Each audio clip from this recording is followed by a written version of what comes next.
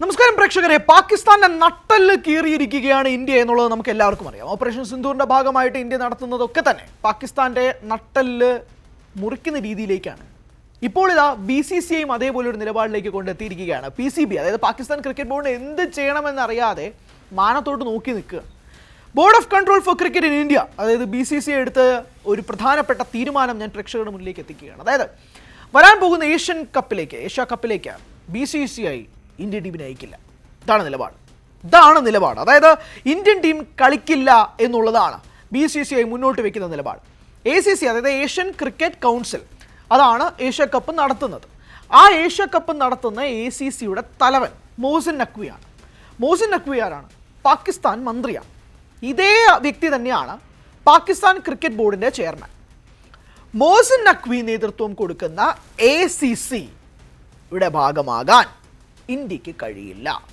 അതായത് ഒരു പാകിസ്ഥാൻ മന്ത്രി ഭാഗമാകുന്ന ഏഷ്യൻ ക്രിക്കറ്റ് കൗൺസിലിൻ്റെ ഒരു ടൂർണമെൻറ്റിൽ പങ്കെടുക്കാൻ പോലും ഇന്ത്യ തയ്യാറല്ല എന്ന കൃത്യമായ നിലപാട് BCCI വെച്ചിരിക്കുകയാണ്. ആ നിലപാടിന്മേൽ വരാൻ പോകുന്ന ഏഷ്യൻ കപ്പിൽ ഇന്ത്യ പങ്കെടുക്കില്ല എന്നുള്ള കൃത്യമായ നിലപാട് അറിയിക്കുകയും ചെയ്തിട്ടുണ്ട്. ഇതാണ് നിലപാടല്ലേ? എന്ത് നിലപാടാണ്?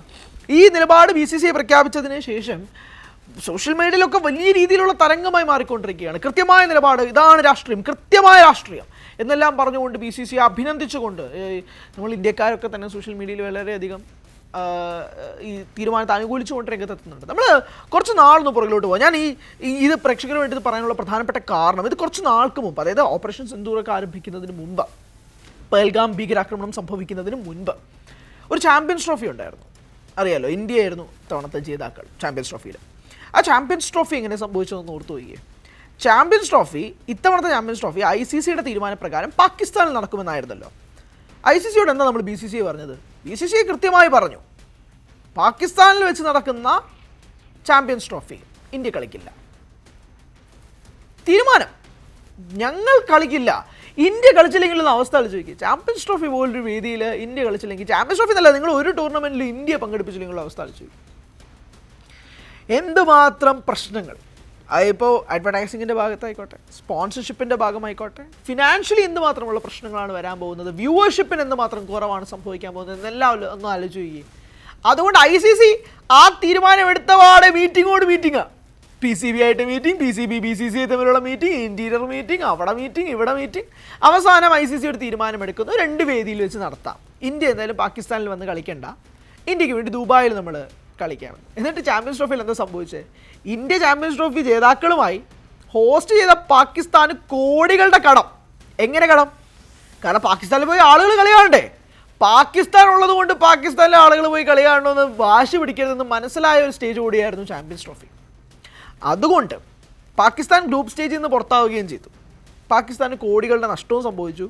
ഇന്ത്യ ആവട്ടെ ഹൈബ്രിഡ് മോഡലിൽ ദുബായിൽ പോയി കളിച്ച ഇന്ത്യ ചാമ്പ്യൻസ് ട്രോഫി ജേതാക്കളുമായി.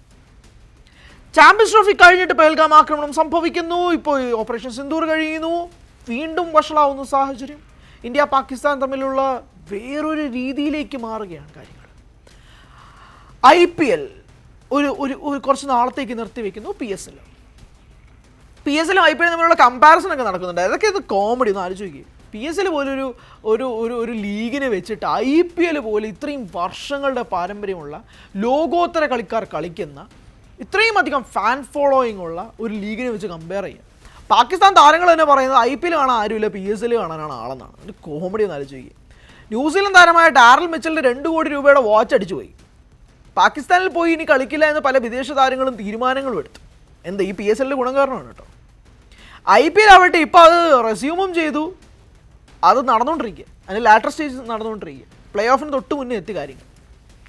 അതുകൊണ്ട് BCCIയുടെ നിലപാട് കൃത്യമായി തന്നെ ACC, അതായത് ഏഷ്യൻ ക്രിക്കറ്റ് കൗൺസിൽ അറിയിച്ചു കഴിഞ്ഞിരിക്കുന്നു. ഞങ്ങൾ വരില്ല, ഞങ്ങൾ പങ്കെടുക്കില്ല. പാകിസ്ഥാൻ മന്ത്രി ACCയുടെ തലപ്പത്തിരിക്കുന്നിടത്തോളം ഞങ്ങൾ ഉണ്ടാവില്ല. ഞങ്ങൾ മെൻസ് ടീമിനെ ഏഷ്യ കപ്പിലേക്ക് അയക്കില്ല, വിമൻസ് എമേർജിംഗ് ഏഷ്യ കപ്പിലേക്ക് ഞങ്ങൾ വനിതാ താരങ്ങളെ ഞങ്ങൾ അയക്കില്ല എന്നുള്ളതാണ്. ഒരു BCCI പ്രതിനിധിയുടെ വാക്കുകൾ ഞാൻ പ്രേക്ഷകർക്ക് മുന്നിലേക്ക് വായിക്കാം. The Indian team can play in a tournament that is organised by the ACC whose chief is a Pakistani minister. That's the sentiment of the nation. We have verbally communicated to ACC about our withdrawal from the upcoming Women's Emerging Teams Asia Cup and our future participation in their events too is on hold. We are in constant touch with the Indian government. ഇതാണ് ഒരു BCCIയുടെ സോഴ്സിൽ നിന്നും വ്യക്തമാക്കിക്കൊണ്ടുള്ളൊരു വാക്കുകൾ. അതായത് ഞങ്ങളുടെ രാജ്യത്തിൻ്റെ sentiments ഇമോഷനാണ്, അതുകൊണ്ട് ഞങ്ങൾ വരില്ല എന്നുള്ള BCCIയുടെ കൃത്യമായ നിലപാടും കൂടി വന്നിരിക്കുന്നൊരു സാഹചര്യത്തിൽ ചാമ്പ്യൻസ് ട്രോഫി മാത്രമാണ് ഇതിൻ്റെ പ്രശ്നം എന്താണെന്നറിയാമോ? ശ്രീലങ്ക, അഫ്ഗാനിസ്ഥാൻ, പാകിസ്ഥാൻ അങ്ങനത്തെ രാജ്യങ്ങളെല്ലാവരും കളിക്കുന്ന ഈ ഏഷ്യ കപ്പിൽ ഇന്ത്യയില്ല.